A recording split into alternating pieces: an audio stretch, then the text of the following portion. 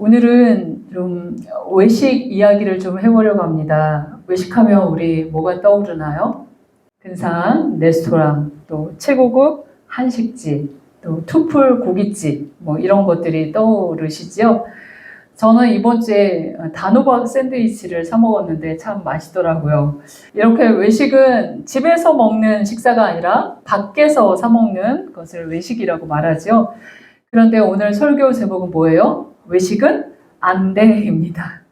아무래도 밖에서 먹는 음식이 사람들의 입맛을 강렬하게 잡기 위해서 설탕도 많이 넣고 MSG도 듬뿍듬뿍 넣기 때문에 자주 먹다 보면 건강 문제가 발생이 되죠. 그래서 제목을 외식은 안 돼라고 이렇게 적어 놓긴 했지만 여기 중의적인 표현입니다. 오늘은 이 밖에서 먹는 외식 이야기가 아니라 성경에서 말하는 외식 이야기를 하려고 이렇게 외식을 가지고 왔습니다. 기억의 각인대라고요. 그러면 성경에서 외식은 안 돼라고 말하는데 뭐가 그렇게 해로워서 안 돼라고 하는지 오늘 본문을 통해서 좀 살펴보려고 합니다.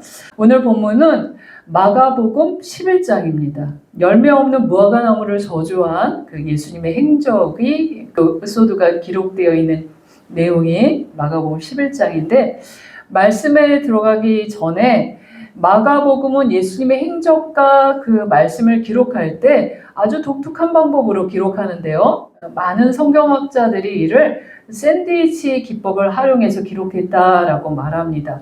마치 식빵 2개가 이렇게 있고 그 사이에 계란이나 빵, 또 햄, 야채, 단호박 무스, 감자 무스 이런 것들을 집어넣어서 다양한 맛의 샌드위치를 이렇게 만드는 것처럼 한 이야기를 반으로 잘라서 그 가운데 다른 이야기를 삽입시켜서 두 이야기를 연결시키는 기법이 바로 샌드위치 기법입니다. 그래서 오늘 본문이 바로 그 샌드위치 기법으로 기록한 대표적인 내용이기 때문에 이 기법을 염두하고 마가복음 11장을 들어가 보도록 하겠습니다. 먼저 마가복음 11장 하면 우리가 잘 아는 종려주일로 시작하는 날이죠. 많은 사람들이 자기 옷을 겉옷과 나뭇가지를 바닥에 이렇게 펴면서 호산나 호산나 찬송하리로다 주의 이름으로 오신 이여 하면서 외치며 주님이 그 예루살렘에 입성한 걸 굉장히 환호하고 있습니다. 이들의 환호는 바로 기적과 이적을 베푸신 그 예수님이 로마를 정복시키고 이제 이스라엘의 독립국가를 세우시는구나 라는 잔뜩 기대감 가운데 이렇게 환호하고 있는 것입니다. 그러나 예수님의 사정은 좀 달랐지요. 오고 오는 모든 사람들의 죄의 문제를 해결하고 이 사탄의 종노릇하던 사람들을 구원하셔서 정말 진리 안에서 자유한 그 하나님의 형상으로 회복하기 위해서 만왕의 왕 만주의 주로 이렇게 입성하는 그런 것입니다. 예수님이 이렇게 환호받으시며 예루살렘에 입성해서 가장 주목해서 본 것이 무엇이냐면 마가복음 11장 11절엔 이렇게 기록하고 있습니다. 어디신지 한번 살펴봅시다. 예수께서 예루살렘에 이르러 성전에 들어가사 모든 것을 둘러보시고 때가 이미 저물매 12제자를 데리시고 베다니에 나가시니라. 주목해서 본 건 무엇이죠? 모든 것을 둘러보시는데 어디에 들어가서? 성전에 들어가사. 그렇지만 둘러보시고 모든 것을 다 꼼꼼하게 이렇게 확인하시고는 때가 이미 저물었기 때문에 12제자를 데리고 베다니에 가셔서 주무셨습니다. 이렇게 종료주일이 맞춰집니다. 그리고 그 이튿날 월요일에 이제 샌드위치 기법을 생각하면서 읽어야 합니다. 마가복음 11장 12절입니다. 같이 한번 읽어봅시다. 그 이튿날 그들이 베다니에서 나왔을 때 예수께서 시장하신지라. 이 본문을 마태복음에서는 이튿날 아침 일찍 새벽에라고 이렇게 헬라어 언어로 기록되어 있기 때문에 예수님께서는 아침 식사도 하지 않고 이렇게 일찍 예루살렘을 향해 서두르고 있는 그런 모양새입니다. 바로 어제 성전의 모든 것을 둘러보신 것 때문에 그렇겠지요. 그 가시는 길에 예수님께서 시장하셨기 때문에 멀리 있는 한 무화과 나무를 보시고 가까이 가시는 것을 보십니다. 왜요? 시장길을 좀 채우려고 하시는 거죠. 마가복음 11장 13절 같이 한번 읽어봅시다. 멀리서 잎사귀 있는 한 무화과 나무를 보시고 혹 그 나무에 무엇이 있을까 하여 가셨더니 가서 보신즉 잎사귀 외에 아무것도 없더라. 이는 무화과의 때가 아님이라. 멀리서 한 무화과 반갑게 보시고 혹시 먹을 거 있나? 라고 가까이 가서 보니까 열매는 없고 뭐만 있어요?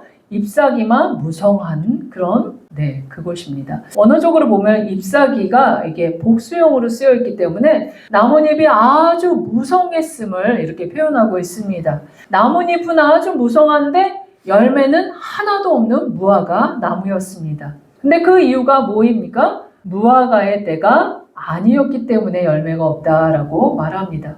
아무 문제가 없지요? 무화과 열매가 맺힐 시기가 아니기 때문에 열매 없는 것은 당연한 것처럼 보입니다. 그런데 문제는 이제 그 다음 절에 예수님이 언급하신 그 말씀 때문에 이슈가 되는 거죠. 마가복음 11장 14절입니다. 같이 한번 읽어봅시다.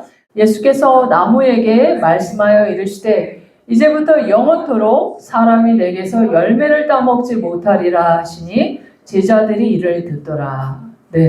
좀 이상하지 않습니까? 때가 아닌데 열매를 구하면서 또 저주까지 하세요. 이제부터 영원토록 사람이 내게서 열매를 따먹지 못하리라. 열매 맺지 못했다고 인정사정 없이 저주하시는 예수님의 모습이 그동안의 예수님의 행적에 좀 맞지 않고 결이 맞지 않는 좀 생뚱맞은 표현같이 이렇게 느껴집니다. 여기서 자유주의 학자들은 이렇게 해석합니다. 청년 예수가 너무 배가 고프고 신경이 예민해진 거죠. 며칠 후면 십자가를 져야 하기 때문에 이 공포와 스트레스에 눌려 열매 없는 무화과 나무에게 분풀이했다라고 이렇게 해석하는 자유주의 신학자들도 있습니다. 이렇게 성경을 해석하면 굉장히 인본주의적으로 이렇게 말씀이 흘러가고 예수님의 의도에서 한참을 벗어나는 그런 해석이죠. 이 본문을 제대로 이해하려면 이스라엘에서 무화과 나무가 어떻게 열매를 맺는지 알아봐야 되겠죠. 지중해에 접해 있는 이스라엘 기후에서 무화과 나무는 언제부터요? 6월절 이 시즌이 있는 4월부터 초막절 시즌이 있는 10월까지 모두 몇 번의 열매가 맺힌다고요? 5번의 열매가 맺힌다라고 이야기합니다. 이스라엘의 기후는 우기와 건기로 나누죠. 6월절에 있는 4월부터 10월달까지 건기, 비가 한 방울도 내리지 않고 여름을 맞이합니다. 그 나머지 기간은 우기철로 겨울철이죠. 이 6개월의 우기 동안 이 앙상한 가지로 겨울을 보낸 무화과 나무는 6월절쯤이 되면 조그만 잎사귀와 함께 첫 열매인 무화과 아주 작은 열매를 맺습니다. 그리고 긴 여름 동안에 무화과 열매가 5차례나 이렇게 맺히는 거죠. 이 6월절 시즌에 열리는 첫 열매 이 무화과는 이후에 열리는 이 무화과 나무를 가리키는 히브리어 단어와 다릅니다.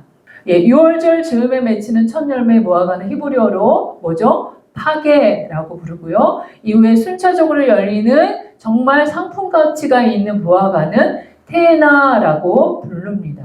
그래서 이스라엘 사람들이 이 두 종류의 무화과를 구별할 수 있는 것이죠. 그래서 이걸 구별해야 이 말씀을 해석할 수 있는 키가 됩니다. 예수님께서 예루살렘 입성했을 때는 6월절이었죠. 그렇기 때문에 예수님이 기대하신 무화과의 열매는 아직 때가 안 된 열매, 바로 첫 열매 아주 작은 그 파게 그것이 있나 하고 가신 것입니다. 무화과 나무는 꽃이 피지 않고 이 잎과 열매가 동시에 맺는 나무입니다. 그러니까 무화과 열매가 바로 꽂히면서 열매인 거죠. 6월절쯤에 맺히는 이 파게는 작은 잎과 함께 맺히는 작은 열매이기 때문에 이후에 이렇게 자라는 커다란 잎과 함께 맺히는 이 무화과 테에나에 비해서 아주 작고 당도도 아주 떨어집니다. 그렇기 때문에 이 무화과 나무의 주인들 입장에서는 이 상품성이 떨어지는 이것들을 일일이 따줘야지만 풍성한 이 열매를 맺히기 때문에 일일이 이렇게 따는 수고를 하는 대신에 지나가는 행인들, 동네 사람들, 누구나 이것을 공짜로 다 따먹을 수 있도록 그렇게 허락해 주었습니다. 예수님 당시에 그 이스라엘 국민들의 약 90%는 날마다 끼니를 걱정해야 하는 가난한 소작농이 대부분이었습니다. 그렇게 10월 여름 열매를 다 추수하고 긴 그 겨울이 지나 우기철이 지나서 봄철 이 4월 달이 되면 한 6개월 정도의 단 음식을 먹지 않았던 이 사람들에게 이 공짜로 먹을 수 있는 이 고마운 선물과 같은 이 무화과가 정말 간절히 기대되고 기다려지는 그런 음식이었습니다. 무화과는 각종 미네랄이 풍부하고 철분과 많은 영양분이 있어서 이걸 먹으면 빠른 속도로 혈당을 올려주기 때문에 배고픈 이스라엘 그 사람들에게는 굉장히 좋은 음식이며 간식이 될 수 있었던 것이죠. 그래서 이스라엘 사람들이 이 첫열매 무화과가 맺히는 걸 간절히 기대했습니다. 예수님도 유월절을 앞두고 간절하게 파괴를 찾으셨던 것입니다. 구약에도 이 무화과 나무 하면 이스라엘을 상징하는데 이 첫열매 파괴를 간절히 기다리는 표현이 여러 군데 있습니다. 미가 선지자는 이렇게 표현합니다. 같이 읽어봅시다. 미가서 7장 1절에 재앙이로다 나여 나는 여름가위를 딴 후와 포도를 거둔 후 같아서 먹을 포도송이가 없으며 내 마음에 사모하는 처음 익은 무화과가 없도다. 네. 긴 겨울을 버티던 이스라엘 사람들에게 그토록 사모하는 무화과 이 첫 열매 파괴가 없도다. 너무 절망적인 탄식으로 이렇게 노래하는 걸 보면 미가가 살던 남유다 그 시대가 그만큼 아무런 소망도 보이지 않는 상황이다라는 탄식의 표현으로 처음 익은 무화과 열매가 없다라고 표현하고 있습니다.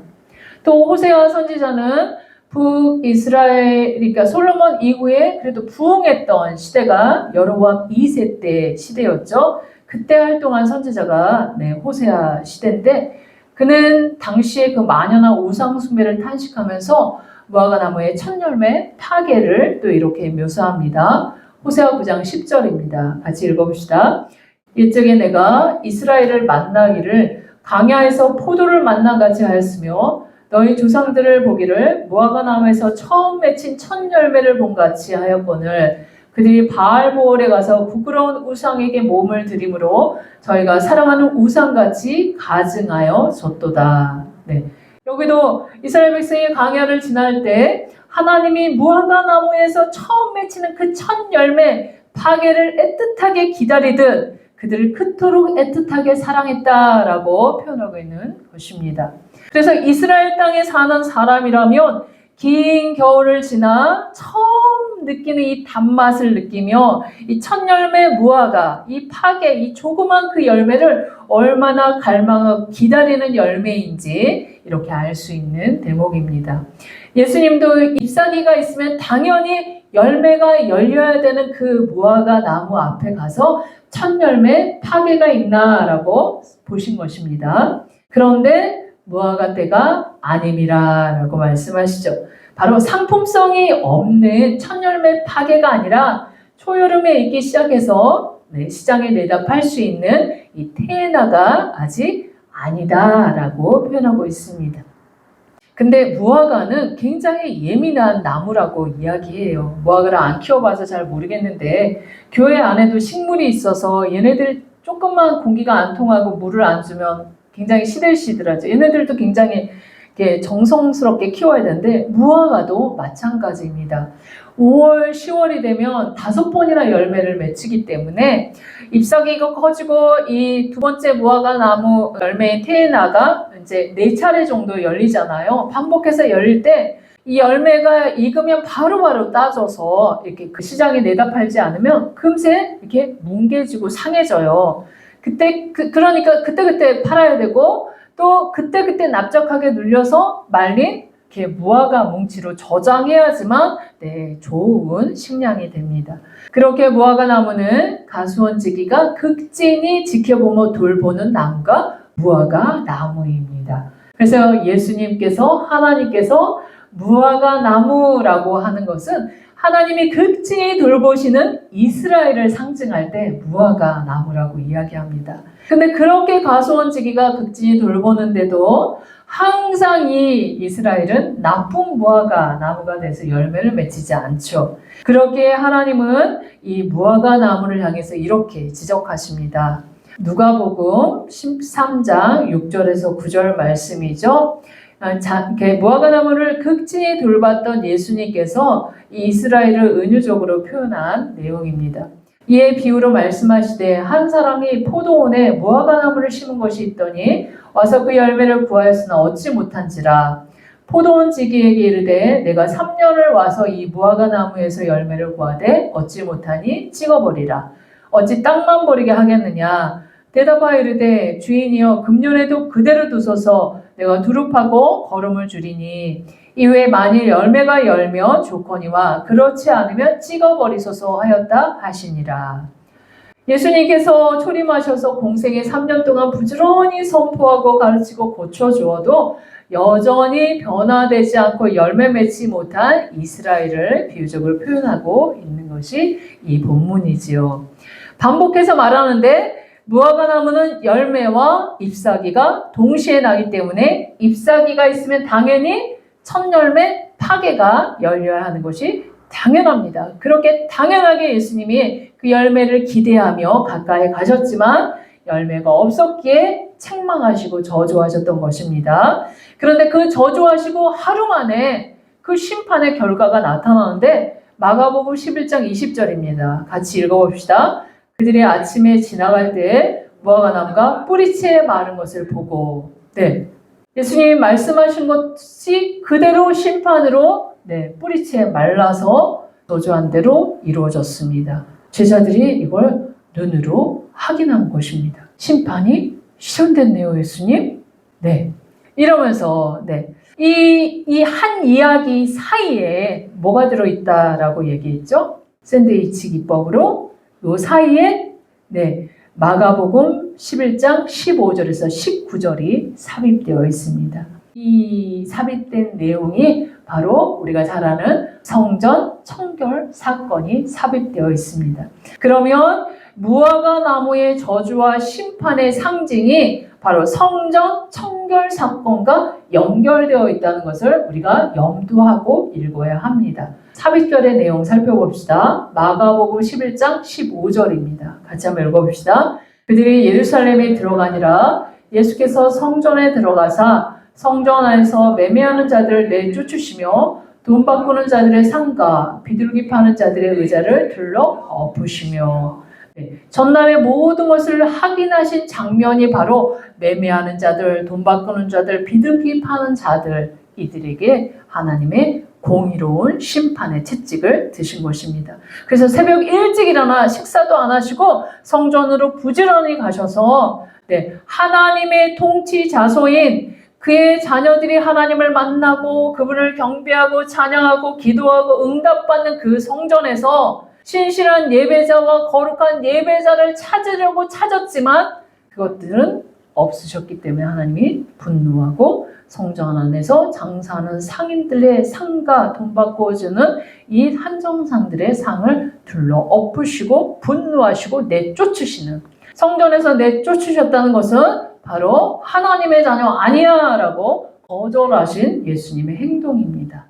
예수님 당시 고고학적 발견에 의하면 성전 바깥쪽에 오늘날 통곡의 벽으로 알려져 있는 성전 서쪽 벽 남쪽에 질비하게 상점이 들어서 있었다는 것들이 발굴됩니다. 전국 방방 곳곳에서 전 세계에 흩어져 있던 디아스포라 유대인들이 1년에 3번 남자라며 절기를 지켜야 해야 했기 때문에 먼 곳에서 와서 그들이 직접 희생제물을 가지고 올 수 없는 사람들의 편의를 제공하기 위해서 선한 의도로 처음에 시작이 됐습니다. 그래서 성전 가까운 곳에서 소와 양, 비둘기, 또 밀가루, 올리브 기름, 포도주 등등을 살 수 있도록 배려해 주었고, 또 성전세로 바칠 이 환전을 성전 안에 이렇게 들어다 놓지 않기 위해서 이 바깥에 이렇게 두면서 바꿀 수 있도록 이렇게 해줬습니다. 그래서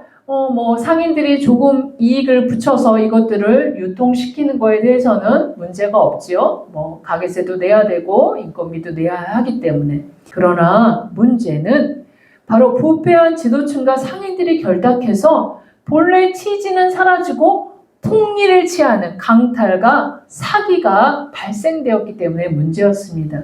바로 성전 가까이 팔던 재물 장사를 이제는 성전 안에까지 들고 들어와서 이방인의 뜰에까지 장사를 하도록 허락했다는 게 문제입니다. 수르바벨 성전을 증축한 헤롯 대왕이 성전을 더 넓게 확장하면서 원래 성전에 있는 바깥 뜰보다 굉장히 넓어졌고 그것을 이방인의 뜰로 해서 이방인들도 그곳에 와서 예배드릴 수 있는 장소를 확보했습니다. 그런데 이곳에 당시에 돈 주고 샀던 대제사장 가문 안나스 가문이 노마에 뇌물 줬던 걸 다시 환수하기 위해서 재물 장사를 했는데 바로 성전 안에 이렇게 재물 장사를 펼쳐놓고 성전 제사에 적합한 규격품으로 인정해 준 게 여기서만 사야 했던 것입니다. 그런데 적당한 이윤만 남긴 것이 아니라 굉장한 폭리를 취했기 때문에 문제였죠. 다양한 당시 통용되던 전 세계에 흩어져 있던 그 유대인들이 왔기 때문에 노마 화폐, 헬라 화폐, 두로 화폐 여러 화폐를 들고 이렇게 성전에 오면 성전세를 내야 했었어요. 그런데 그 성전세를 다른 것들은 우상이 그려져 있다고 동전을 그거 안 받고 유로 화폐로 당시 통용되던 그걸로만 성전세를 내게 했는데 그거를 바꾸는 거 그 환전을 보통 12% 정도 환전 수수료를 받았다고 해요. 그러니 10만 원 낼 거에 12% 빼면 8만 8천 원이 나와서 나머지 또 합쳐서 이렇게 성전세를 내야 하는, 그래서 굉장히 이렇게 부패가 만연한 모습입니다.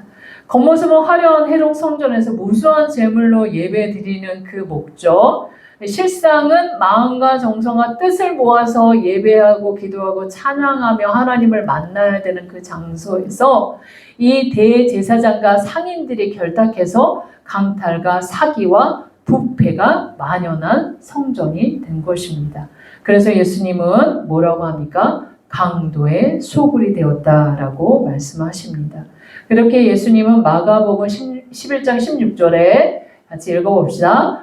아무나 물건을 가지고 성전 안으로 지나다님을 허락하지 아니하시고, 이방인의 뜰에 구별해서 그들이 예배 드릴 수 있도록 해야 되는데 그곳에서 막 비둘기 가지고 왔다 갔다 하고 막 돈 가지고 왔다 갔다 하고 이런 거 정신없게 예배에 집중하지 못하게 이렇게 하자 주님께서는 모두 다 성전 밖으로 내쫓으십니다. 표면적으로 보면 이 30세 정도밖에 안 되는 이 청년 예수가 당시 로마와 결탁한 이 기득권 세력들을 향한 엄청난 저항인 거죠. 안나스 가문에 대한 도전장을 내민 것입니다. 이러한 예수님의 이런 행동이 저 청년 뭐야? 하면서 주위 사람들에게 그 주의를 끌었고 이렇게 예수님이 하시는 의도에 대해서 말씀하시죠. 이게 17절입니다. 같이 읽어봅시다. 이에 가르쳐 이르시되 기록된 바 내 집은 만민이 기도하는 집이라 칭함을 받으리라 하지 아니하였느냐. 너희는 강도의 소굴을 만들어두다 하시매. 그래서 이에 가르치다라는 것은 디다스코에서 미완료형으로 기록되어 있어서 예수님의 가르침이 단회적으로 끝나지 않고 끊임없이 계속해서 이렇게 선포했다, 가르쳤다라는 말씀입니다.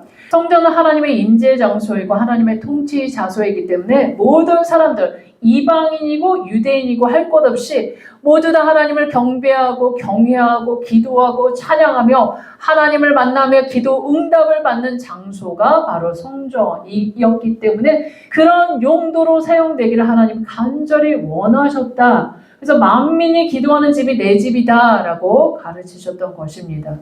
그런데 그 본질에 집중하지 않고 이방인들이 와서 하나님을 만나는 장소를 형식적으로는 최고로 좋은 제물을 하나님 앞에 드려야 된다라고 구원은 외치지만 그 뒷배경은 제물 장사에서 폭리를 취하는 이 강도의 소굴로 만들어 버렸으니 이들의 실체를 아신 예수님께서 성전에서 내쫓으신 것입니다.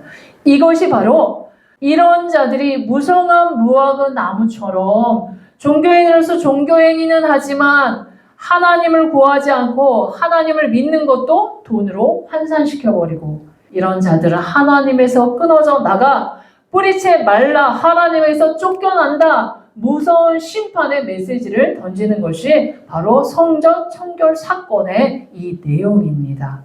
이런 심판의 결과 AD 70년에 디도 장군이 와서 철저하게 이 성전이 심판당하고 이 모든 기득권 세력들이 죽임당하고 끌려당하고 심판당한 그 결과로 이루어졌죠. 그런데 부패한 지도자와 뇌물로 결탁한 상인들만 그랬을까요? 네. 당시 백성들은 아주 순전하고 거룩하고 신실하셨죠? 네, 아니에요. 백성들도 지도자들과 별반 차이 없었습니다. 네, 어땠습니까? 예수님이 십자가에 못 박히기 전 그 주간에 종려주에는 호산나 호산나 다윗의 자손이여 막 외치고 환호했던 그들이 불과 며칠도 지나지 전에 뇌물을 받고 예수를 십자가에 못 박으소서 하면서 이렇게 외치는 이들이었죠. 성전 제사를 안 드려서 이들이 강팍해졌나요? 아니에요. 이 수르바벨 성전이 완성된 기원전 515년부터서 현재 헤롯 성전이 파괴될 그 주후 70년까지 주구장창 600년 가까이 이들은 이 성전에서 제사를 한 번도 멈춘 적이 없습니다.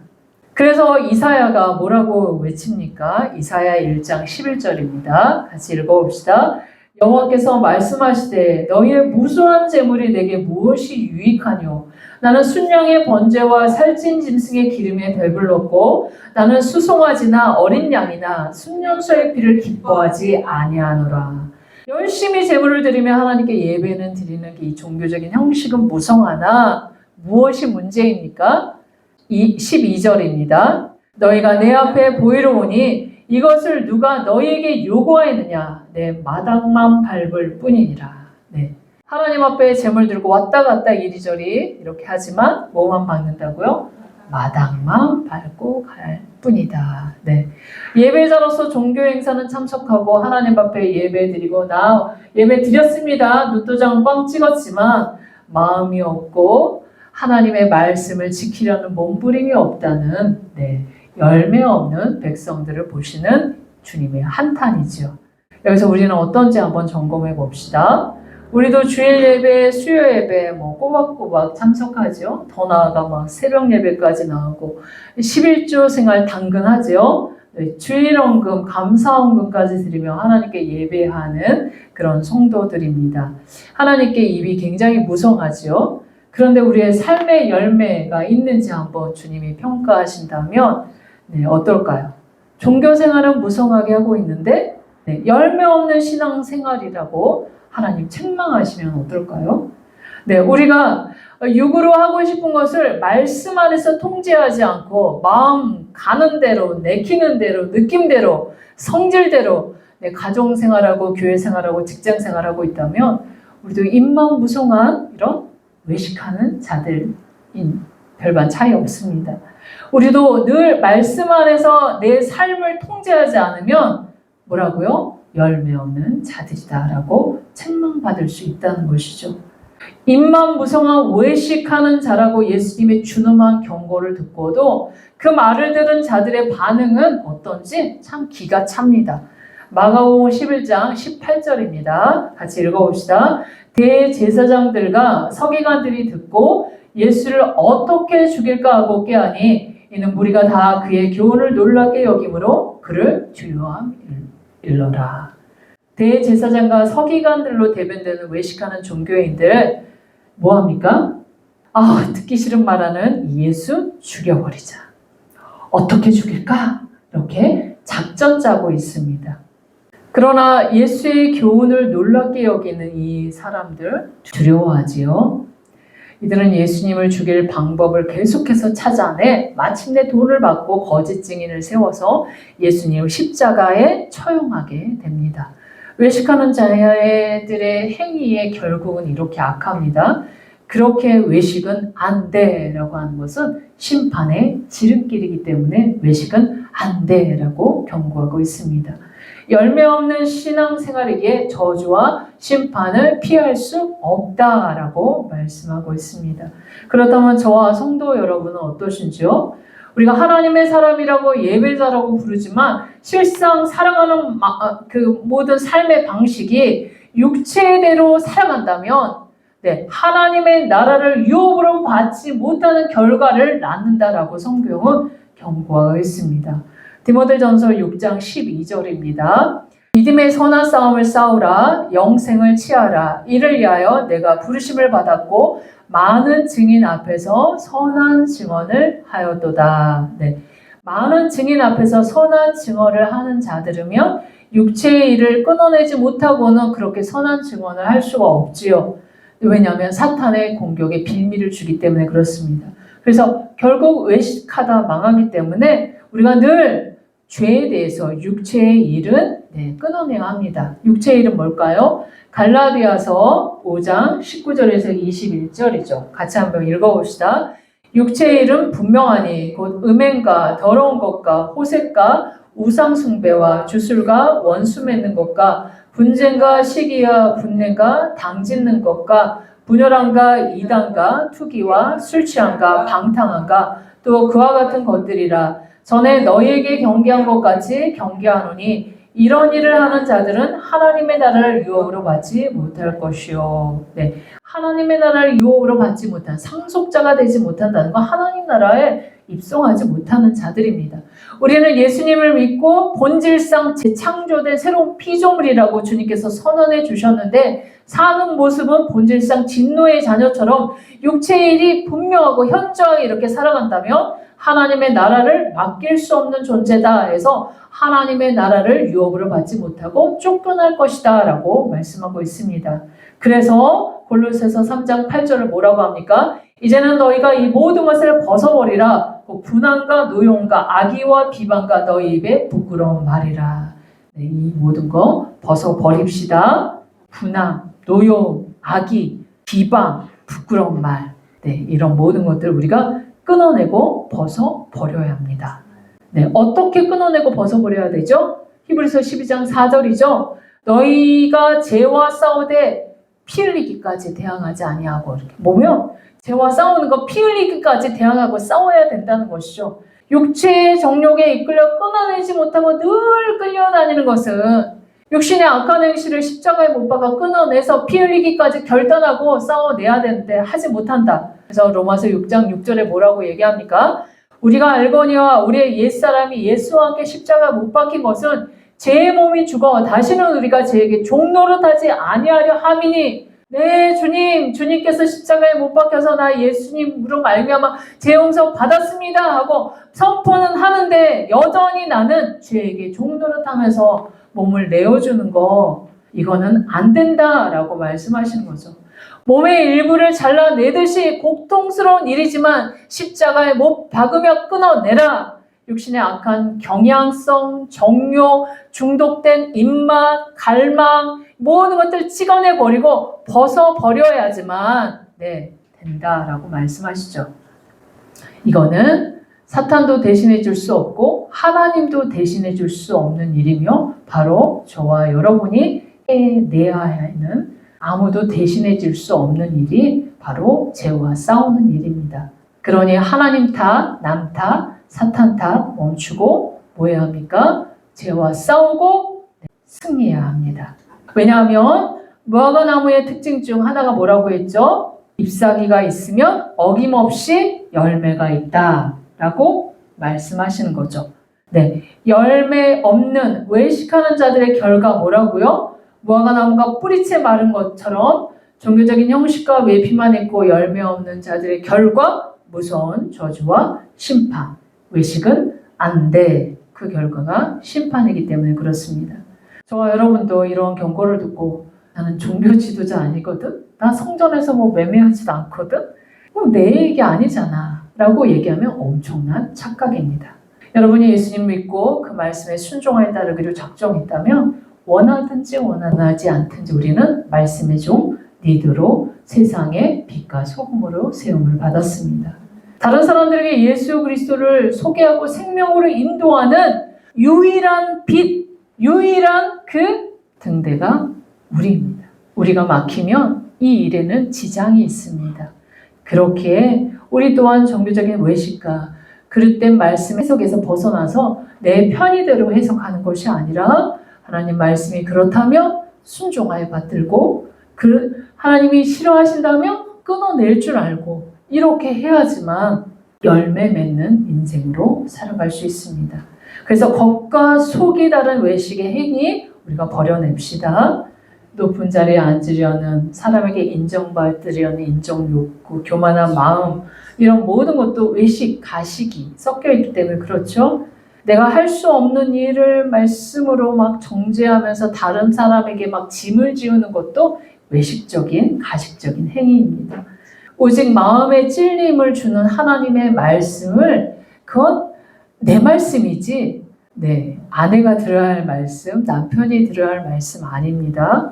그 말씀이 내가 다가왔다면 내가 그 말씀을 존중히 여기고 겸손히 엎드려서 순종하여 받들어야 될 말씀입니다. 그래서 하나님의 말씀을 듣고 지키는 자가 되어야 열매 있는 신앙입니다. 그래서 저와 여러분이 이런 열매 있는 신앙생활 하시기를 주의 이름으로 소망합니다. 아멘. 이제 말씀을 맺겠습니다. 뭘 기억하라고요? 외식은 안 돼. 왜요? 저주와 심판, 준엄한 심판이 기다리기 때문에 그렇습니다.